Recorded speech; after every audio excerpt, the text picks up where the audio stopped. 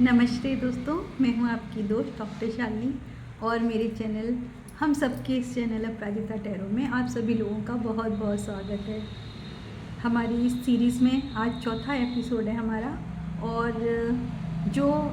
भविष्य कथन की विभिन्न विधियां हैं जिनके बारे में हम चर्चा कर रहे हैं, उसी श्रेणी में आज हम जिस चौथी विधि की आपसे चर्चा करने वाले हैं उसको हम समुद्र शास्त्र के नाम से जानते हैं। इसको सरल भाषा में समझाऊं तो आपने ज़रूर किसी ना किसी को अपना हाथ दिखाया होगा, हाथ की रेखाएं दिखाई होंगी, कहा होगा ना कि मेरा हाथ देख के बताओ कि मेरे हाथ में क्या लिखा है, मेरे भविष्य में क्या है। तो जिस तरीके से हाथ की रेखाएं होती हैं, इसी तरह से जो हमारा शरीर होता है, शरीर की बनावट होती है, शरीर के विभिन्न अंगों की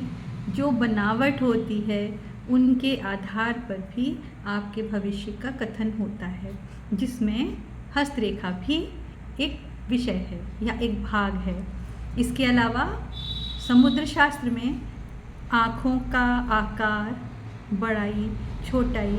नाक की लंबाई चौड़ाई, आपके होठों का आकार, आपके माथे का आकार, गालों का आकार, चेहरे का आकार, शरीर का आकार, हाथ पैरों का आकार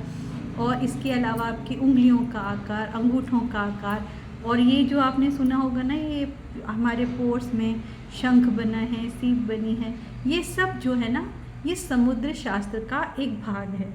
जिसमें हम किसी व्यक्ति के शारीरिक बनावट को देखकर उसके बारे में भविष्य कथन करते हैं, उसके बारे में बताते हैं।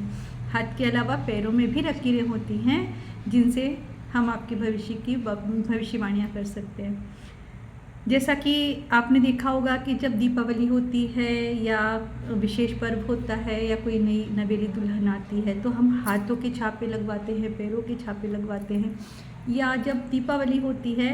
तो हम रंगोली बनाते हैं तो माँ लक्ष्मी के पद चिन्ह बनाते हैं, या हम पद चिन्हों की पूजा करते हैं, या विष्णु जी के पद चिन्हों की पूजा करते हैं, जिसमें कुछ विशेष प्रकार के चिन्ह बने होते हैं जिन्हें हम शुभ चिन्हों के नाम से जानते हैं। ये सब जो है, ये सब समुद्र शास्त्र का ही भाग है, जिसमें स्त्रियों को और पुरुषों को और उनकी विभिन्न श्रेणियां बांटी गई हैं। और इसके अलावा जो उनके शरीर का आकार प्रकार है, रूप रंग है, गठन है, उसके आधार पर और शरीर के विभिन्न लक्षणों को देखकर, बालों के आधार पर सबको मिलाकर एक भविष्य का कथन किया जाता है, जिसको हम समुद्र शास्त्र के अंदर रखते हैं। तो ये हमारे भविष्य कथन की चौथी विधि थी, जिसका एक बहुत ही प्रचलित भाग है, जैसा कि मैंने अभी आपसे बताया, हस्तरेखा विज्ञान, वो भी इसी के अंतर्गत आता है, अर्थात समुद्र शास्त्र के ही अंतर्गत ये सब कुछ आता है। समुद्र शास्त्र भी एक बहुत बड़ा, अपने आप में बहुत बड़ी किताब है।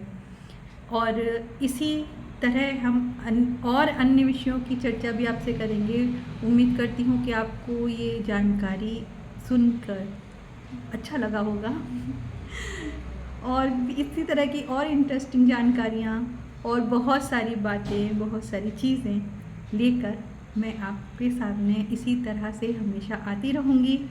आपसे उम्मीद करती हूँ कि आप मेरा इसी तरह साथ देंगे, मेरे चैनल को, मुझे इसी तरह अपना प्यारा आशीर्वाद देंगे और हमारा सहयोग करेंगे इस चैनल को और हमारे इस परिवार को बढ़ाने में और लोगों तक हमारे इस चैनल को पहुंचाने में। आप सभी लोगों का जो हमसे जुड़े हैं बहुत बहुत स्वागत है, और वो लोग जो नए जुड़ रहे हैं उनका भी हमारे चैनल में बहुत बहुत स्वागत है। आप सभी का बहुत बहुत धन्यवाद हमारे चैनल को लाइक, सब्सक्राइब और शेयर करने के लिए।